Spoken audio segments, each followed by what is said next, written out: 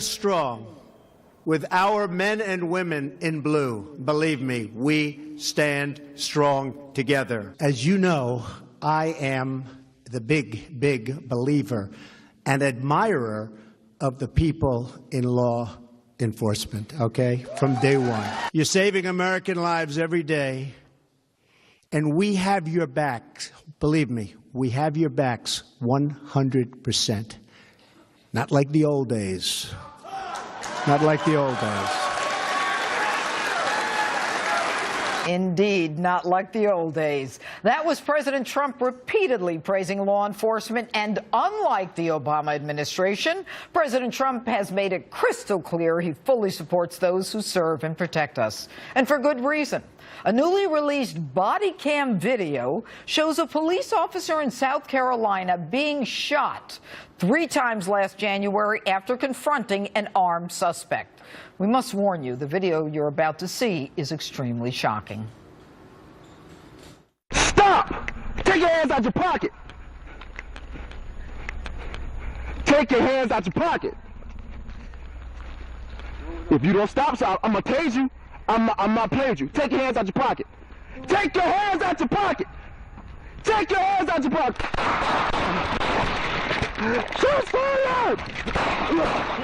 On Wednesday, the assailant was found guilty of attempted murder and possession of a weapon and sentenced to 35 years in prison. Joining us now with a reaction, Milwaukee County Sheriff David Clark. All right, good evening, Sheriff.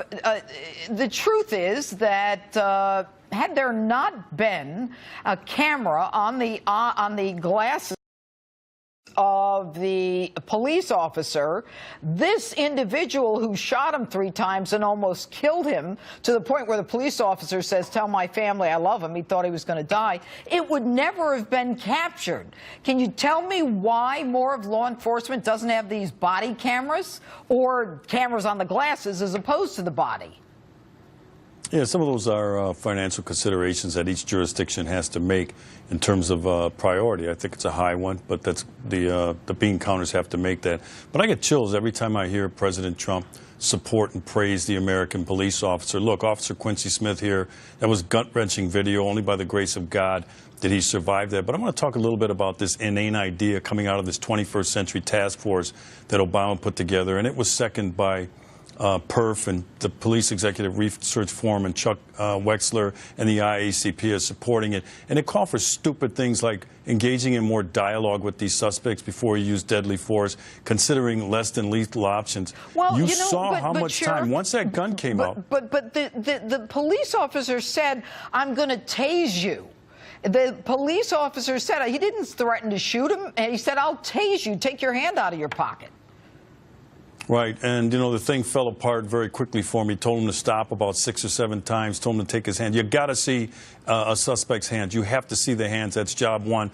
But I'll tell you what, if he would have used his firearm first, and I'm not here to second guess what he did. Every individual officer gets to make his or her own decision.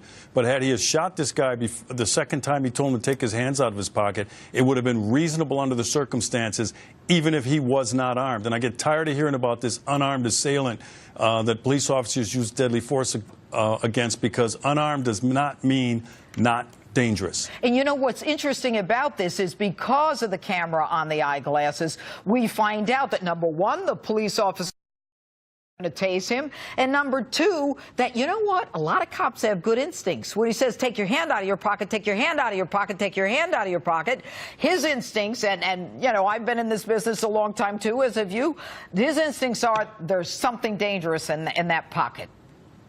And you have to trust your instincts. I tell police officers all the time, trust your training, trust your instincts when you go into these things. It may be where you make a mistake in the end, but at the end of the day, I want you to go home and we'll sort it out later. So again, the training kicks in as well. But you can see from the minute, and I timed it, from the minute he pulled the gun out, the suspect, 1 second elapsed before he got off like 3 or 4 shots, and the officer couldn't go to the next level up, you know, to his firearm, because by that time the shots had rung out and it was over. But he did a great job.